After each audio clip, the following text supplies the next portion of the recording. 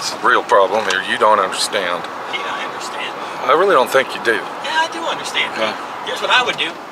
I'd take that piece of that car over there and let them put it on the spectrum and mix a color close enough. You're never going to see the difference inside But we're and not out. even talking about that anymore, Norm. We're done with that. Oh, okay. That was 10 minutes ago.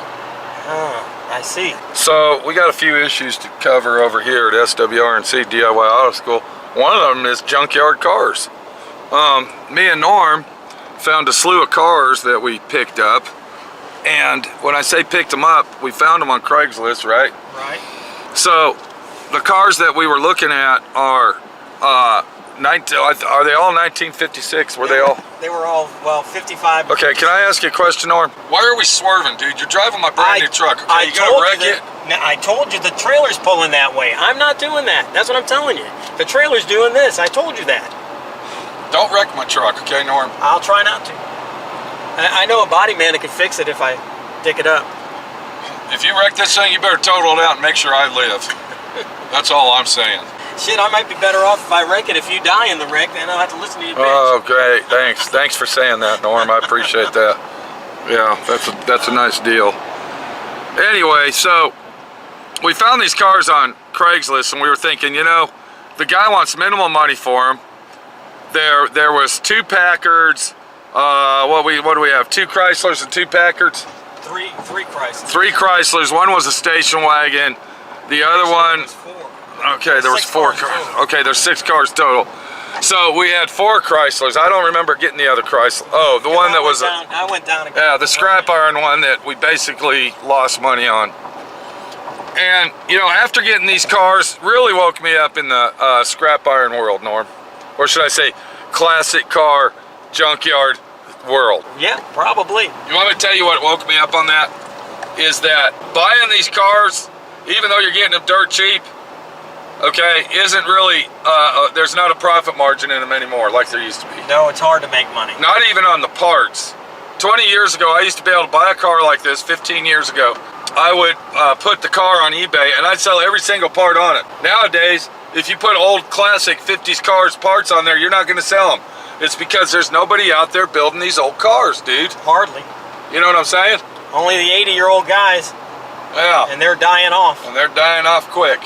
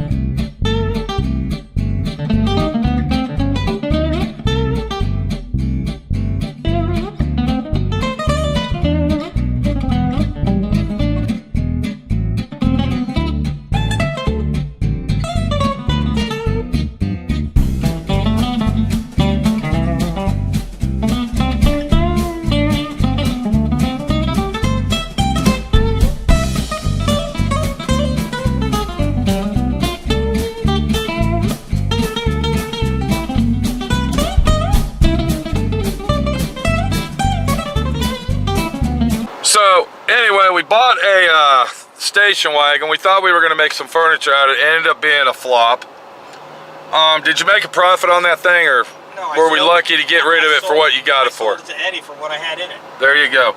And that's not including our gas and a whole day and 2 trucks to get it out of the hole and put it on the trailer that we had to. Yeah, no shit. Yeah, it took my 4x4 action to literally pull the truck out of the trees, and then we almost wrecked our trucks doing all this. It was a big fiasco, Norm. That's probably why my transmission is screwed up right now. How's it because your transmission? Well, you didn't do anything. I did. I think I pulled it. I'm the one that pulled it with my truck that you're driving. Well, maybe your truck transmission is screwed up now. I sure hope not. This is a 4-wheel drive. Don't mess my truck up, Norm. Don't break my truck. Are we gonna stop at Buc-ee's or no? Do we need gas?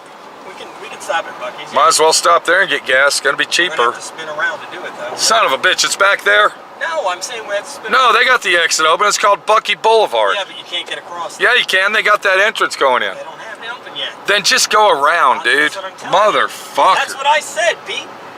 That's exactly what I said. I go to Buc-ee's every day. So anyway, back to the issue here. So we get this station wagon. It's a 1963 Chrysler station wagon. New Yorker. And it turns out to be a big fiasco. We pull it out of the weeds and get a good look at it.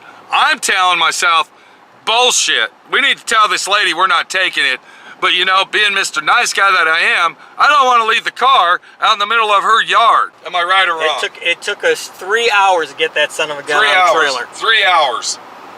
3 hours. And it was 105 degrees. 105 degrees, sweltering hot, no wind blowing, and about 168% humidity. And the stupid rear tires were locked. All the tires and wheels were locked. All 4 of them were flat. Yeah.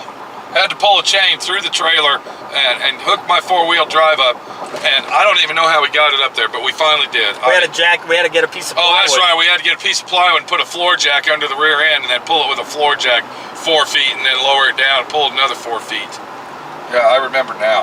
So I think Norm paid $300 for that car. We left early in the morning. We didn't get back till late at night, and he ended up selling the car. Oh, and then we had to unload it with this Bobcat. But 3 weeks later, a month later, he ends up getting $300 for the car. I got $400. I got my gas money back too. Well, that's nice that you got gas money back, because guess what? My friend Pete didn't. I didn't get shit back. So then we took another car that we picked up that day, and it was basically a 56 Chrysler gutted out haul. It was just a body, no glass, no nothing, just a gutted out body. We took it up to the scrap iron yard, and we got 35 or 40 bucks for that. Yeah.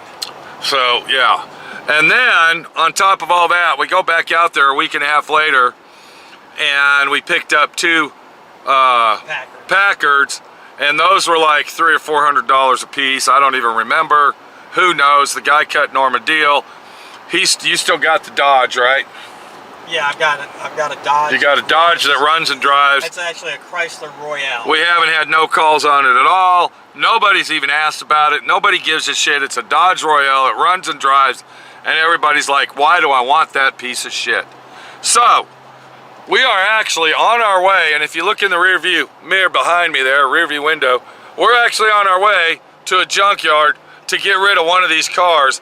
And hopefully, we'll be able to get rid of it. Hopefully. Trenton will take it. So he's going to buy it sight unseen. You think he's going to go ahead and do that? Yeah, whatever he gives me for it, I'm going to take. You're going to have to, because we definitely ain't I'm not hauling it back. I ain't hauling it back. Dude. Exactly. So we're on our way up to the junkyard, and I'm going to get a little footage of this guy's junkyard. It's actually an awesome junkyard to go to up here in Bowie, Texas.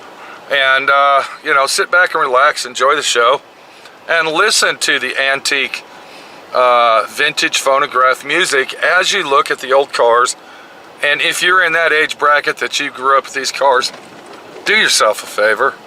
Hope and pray that you're not in the car with my friend Pete and Norm as we go to the junkyard. Because now he's drag racing my truck like it's his diesel truck.